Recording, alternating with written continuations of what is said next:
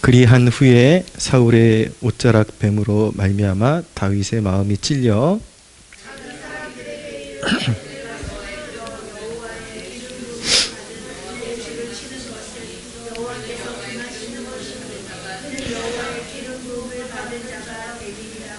네.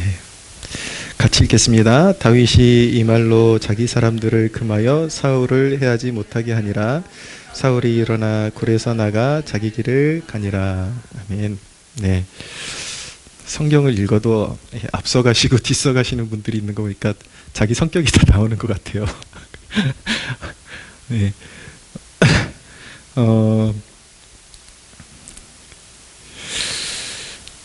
오늘은 우리가 이 기도의 기간 동안에 위기 가운데 만난 하나님이라는 대주제를 직면하고 있습니다. 그런데 우리가 극복해야 될 위기 중에 가장 만만치 않은 그 위기가 무엇이냐면 그 위기는 내 안에 있는 혈기입니다. 혈기와 복수심. 그래서 혈기와 복수심을 이겨야 합니다. 오늘 다윗을 우리가 조명하면서 어떻게 하면 우리가 우리 안에 내재되어 있는 혈기와 복수심을 이길 수 있는지 우리가 함께 살펴보기를 원합니다. 참 한 맺힌 사람들이 참 많습니다. 이렇게 교회에서 낙오된 사람들 이야기를 다 들어보면 저마다 한이 없는 사람들이 없습니다. 왜 그렇게 상처가 골마 터진 사람들이 많은지요. 근데 그런 상처를 치유받으라고 그렇게 강하게 어필하는 이유는 그 상처받은 마음을 몰라서가 아니라 그 상처받은 마음 가운데 머물러 있으면 결국 자기가 증오심을 가지고 있는 누군가에게 복수가 되는 것이 아니라 자기 자신이 멸망하기 때문에 치유받으라고 그렇게 강권하는 것입니다. 목회의 세계에 있어서도 목회를 잘 감당할 수 없는 사람들의 특징이 있습니다. 이것은 제 안에서도 발견된 것이었는데 하나님께서 오랜 저의 연단 과정 속에서 그 부분을 많이 다스려 주셨고 깨닫는 바가 있기 때문에 말씀드리는 거예요. 목회를 잘 감당할 수 없는 사람들의 공통된 특징이 있는데 혈기가 있다라는 것입니다. 여기서 말씀드리는 혈기는 우리가 좀 이렇게 성경적인 성품하고 일반적인 성품하고 약간 좀 다르다라는 것을 이해할 필요는 있는 것 같습니다. 단순히 어떤 기질적으로 성질이 급한 사람, 다혈질적인 사람, 그런데 희한하게도 겉으로 드러나는 성품은 그런데 굉장히 충성된 사람들이 있습니다. 근데 그런 겉으로 드러나는 그 성품이 온유해 보일 수도 있고 다혈질적일 수도 있고 그런 거에 관계없이 내면의 혈기를 가지고 있는 사람들이 있습니다. 좀 다르게 표현하면 배신의 영을 가지고 있는 사람들이 있습니다. 배신하는 마음. 무엇이냐면 어딘지 가면 조금 마음에 안 들면 확 대들고 마음을 확 돌이키고 어디든지 가면 조금 마음이 꼬인다 싶으면 배신하고 돌아서는 그런 영적인 성품을 가지고 있는 사람들이 있습니다.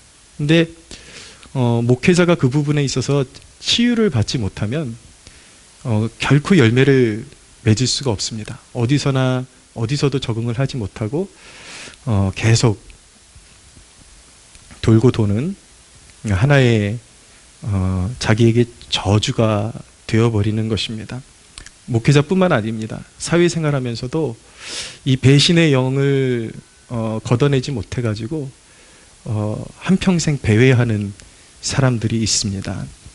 근데 이 사람들이 이렇게 하는 나름대로의 이유가 있습니다. 자기가 틀렸다고 생각하면 결코 그렇게 행동을 하지 않는데 저마다 옳다고 생각하기 때문에 그렇게 행동을 하는 것이죠.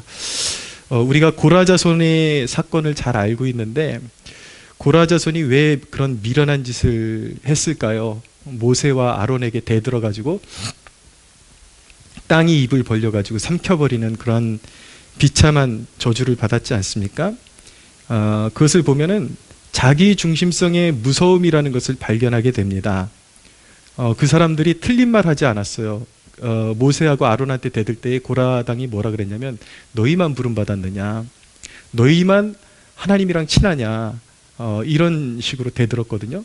보편적인 원리에 있어서는 그들의 말도 일면 타당성이 있었지만 그들은 분명히 하나님께서 구별하여서 서로 다른 부르심으로 그 부르심을 외면한 채에 그 부르심을 하나님의 허락도 없이 탐닉하다가 결국은 멸망하고 만 것입니다. 자기 중심성으로 무장을 했기 때문에 자기가 옳다 하는 바로 기준으로 삼아서 모세와 아론을 판단을 했기 때문에 결국은 하나님의 판단이 아닌 자기의 옳음으로 판단했다라는 말이에요.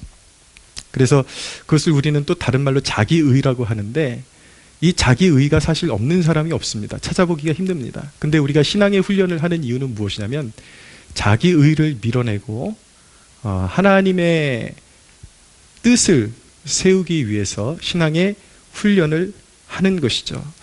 결국은 고라당은 그런 자기중심성에서 벗어나지 못하고 하나님의 세우신 영적 질서에 도전하다가 결국은 파멸하고 말았습니다.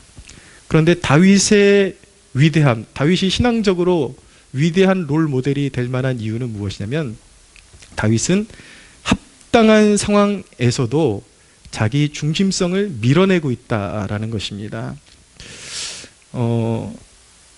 지금 사울이 우리가 잘 알고 있는 본문이거든요.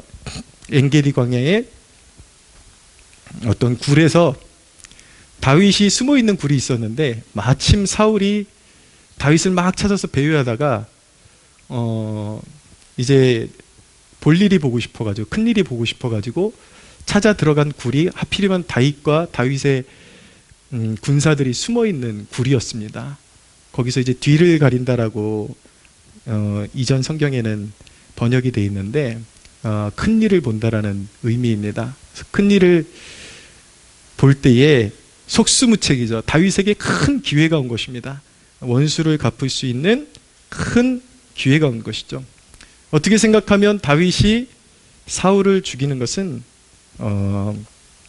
굉장히 합당한 일이었습니다. 왜입니까? 사울이 다윗을 부당하게 계속 쫓아다니면서 죽이려고 했거든요. 사울도 기름 부음을 받았지만 사울은 하나님께 반역하다가 버림을 받아서 결국은 하나님께서 사무엘을 시켜서 다윗에게 기름 부으셨는데, 이제 이스라엘의 왕이 되는 것은 기정사실입니다. 그런데 사울이 자기가 하나님 앞에서 실수한 거는 생각하지 않고 다윗을 숙적으로 삼고 시기와 질투의 노예가 돼서 악한 영에 붙잡혀가지고 다윗을 끝까지 쫓아다니면서 죽이려고 하고 고통을 주고 있단 말이에요. 그러면 이런 상황 가운데서 사실 다윗이 사울을 죽일 수 있는 당위성이 부여된 것이라고 말씀드릴 수가 있습니다. 죽여도 사실은 그렇게 큰일일 것 같지 않은, 합당할 것 같은 그런 상황 가운데 지금 놓여 있는 것이죠. 근데 4절을 잠깐 보시면은 다윗의 사람들이 이르되 보소서 여호와께서 당신에게 이르시기를 내가 원수를 내 손에 넘기리니 내 성격에 좋은 대로 그에게 행하라 하시더니 이것이 그날이니이다 하니 다윗이 일어나서 사울의 겉옷자락을 가만히 베니라. 다윗의 충신들이 이런 날이 올 거라고 예언 받지 않았습니까? 누군가가 그런 예언을 준 것 같아요. 아마 하나님께서 사울을 다윗의 손에 넘기실 것이다, 이런 예언을 받은 것 같습니다.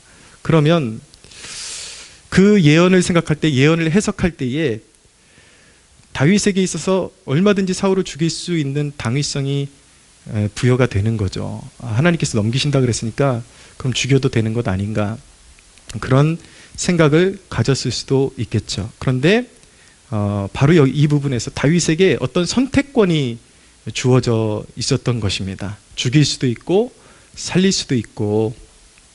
근데 다윗이 자기 중심적으로 생각하면 얼마든지 사울을 죽일 수 있는 상황이었습니다. 그런데 다윗은 사울을 죽이지 않고 가만히 가서 사울이 뒷일을 보고 있을 때에 사울의 옷자락을 일부분을 살짝 베가지고 돌아섭니다. 다윗이 옷자락을 벤 것은 자기의 신실성을 증명하기 위한 것이었습니다. 나는 사울을 직접적으로 내가 죽일 마음이 없다. 내가 당신의 나라를 전복시키려는 그런 야욕을 품은 적이 없다. 하나님께서 내게 기름 부으신 것이지 내가 그렇게 인간적인 야욕을 품은 적이 없다. 그렇게 자기의 신실성을 증명하기 위해서 옷자락을 벤 것이죠. 그러나 다윗이 옷자락을 벤 결정적인 이유는 결정적으로 모든 판단을 하나님께 맡겨드리기 위한 것이었습니다. 사실 그것은 다윗이 자기 자신을 보호하는 아주 지혜로운 결단이었다라고 말씀드릴 수가 있습니다. 자기 중심성에 빠지지 않고 하나님께 맡겨드림으로 자신은 하나님 앞에 긍휼을 입고 하나님이 그 상황을 공의롭게 심판해 주실 것을 신뢰한 것이죠. 근데 다윗은 남다른 면이 있었습니다. 그렇게 죽여도 시원찮은 사람의 옷자락을 베놓고 오늘 성경에 보니까 5절에 보니까 그리한 후에 사울의 옷자락 뱀으로 말미암아 다윗의 마음이 찔렸다라고 말씀하고 있습니다. 옷자락을 베고 다윗의 마음이 편치를 않았습니다. 찔림이 왔습니다. 이 대목이 무엇을 말씀하는 것입니까? 다윗의 중심이 하나님께 있었다라는 것을 시종 보여주고 있는 것입니다. 하나님이 사울도 어쨌거나 하나님께서 기름 부으신 종이었는데 하나님이 기름 부으신 자를 욕보이는 것은 하나님을 멸시하는 것으로 다윗에게 인식이 되었기 때문에 자기 스스로 사울을 욕보인 것을 굉장히 가책을 느끼고 있었던 것이죠. 증오와 복수심은 냉철한 영적인 판단을 마비시킵니다. 우리 안에 증오와 복수심을 가지고 있으면은 냉철하게 나의 영혼에게 진짜 유익한 것이 무엇인지를 판단을 할 수 없게 됩니다. 그저 사적인 감정에 붙잡혀가지고 죽이고 싶고 상처 주고 싶고 돌려주고 싶고 그런데 붙잡혀가지고 정작 자기 영혼에 이로운 것이 무엇인지를 그냥 잃어버리게 되는 것이죠. 그런데 사랑하는 여러분, 사적인 감정보다 하나님의 뜻을 구하는 태도가 지혜로운 것입니다. 할렐루야. 시편 37편 7절에서 10절은 이렇게 말씀합니다. 여호와 앞에 잠잠하고 참고 기다리라. 자기 길이 형통하며 악한 꾀를 이루는 자 때문에 불평하지 말지어다. 분을 그치고 노를 버리며 불평하지 말라. 오히려 악을 만들 뿐이라. 진실로 악을 행하는 자들은 끊어질 것이나 여호와를 소망하는 자들은 땅을 차지하리로다. 잠시 후에는 악인이 없어지리니 내가 그곳을 자세히 살펴볼지라도 없으리로다. 그러나 온유한 자들은 땅을 차지하며 풍성한 화평으로 즐거워하리로다 라고 말씀하고 있습니다. 왜 여러분 말씀을 묵상해야 되는지 아십니까? 좀 심한 말로 왜 말씀이 우리의 심령에 없으면 망하는 인생이 되는 줄 아십니까? 말씀이 없으면 자기 혈기대로 살기 때문인 것입니다.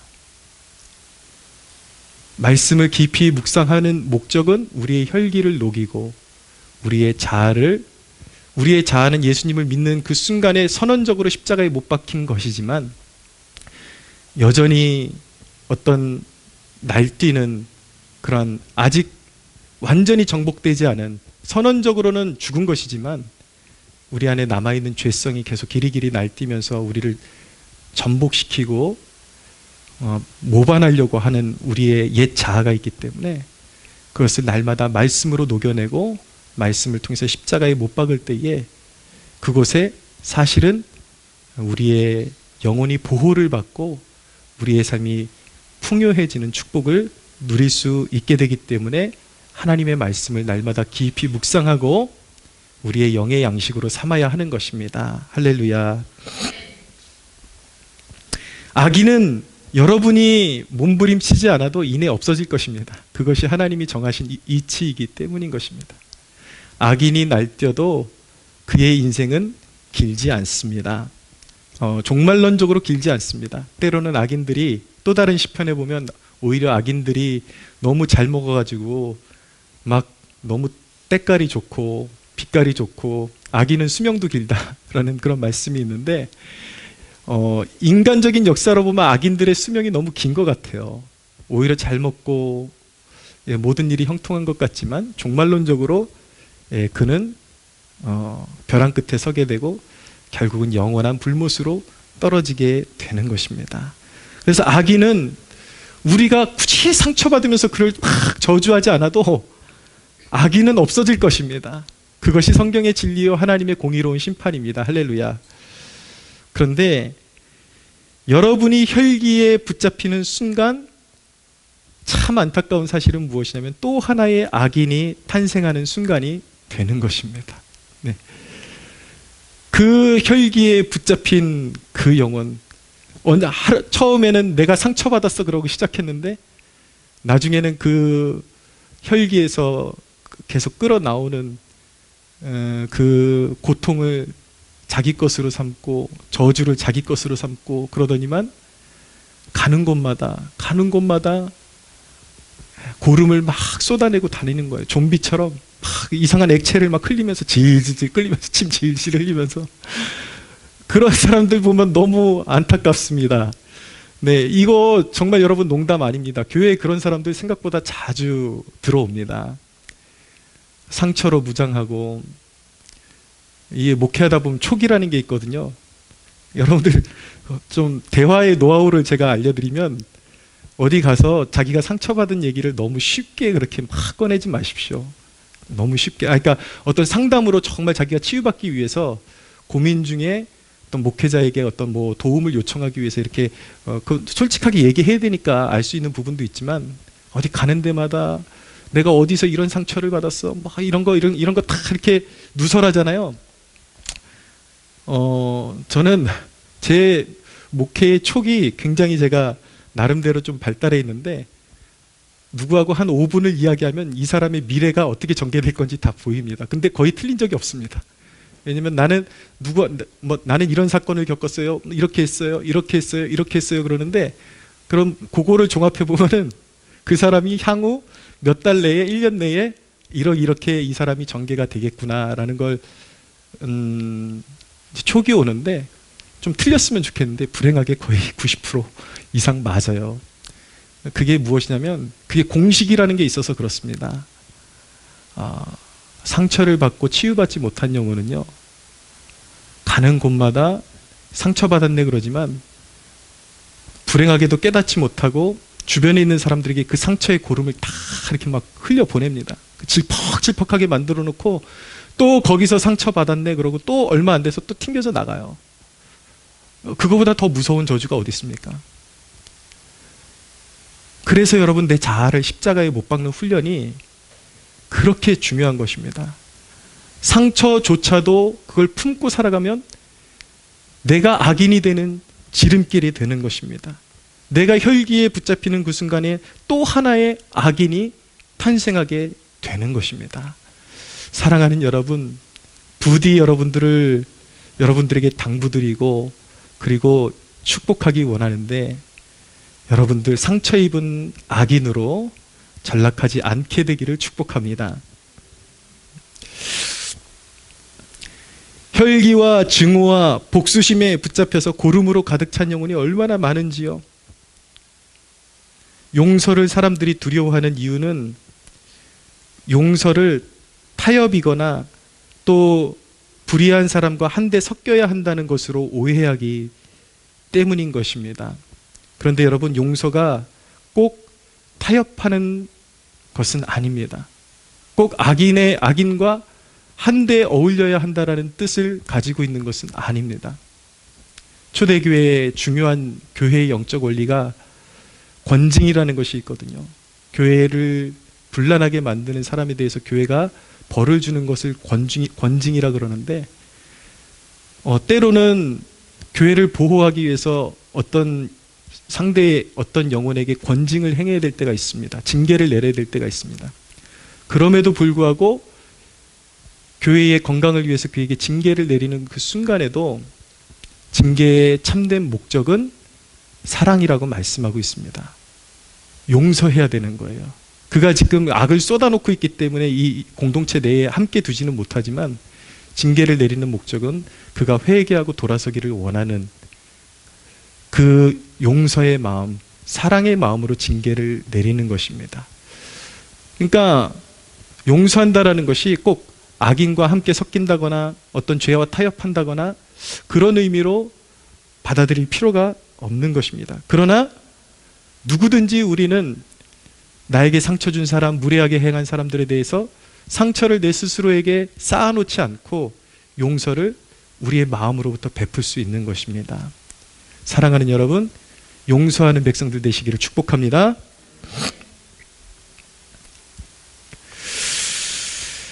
용서는 자기 자신에게 자유를 주는 것입니다. 말씀드린 것처럼 내가 용서한다고 악인의 죄가 사라지는 게 아닙니다. 내가 용서하면 저 사람 저렇게 악하고 악랄한데 저 사람 결국 벌도 받지 않으면 어떻게 하나.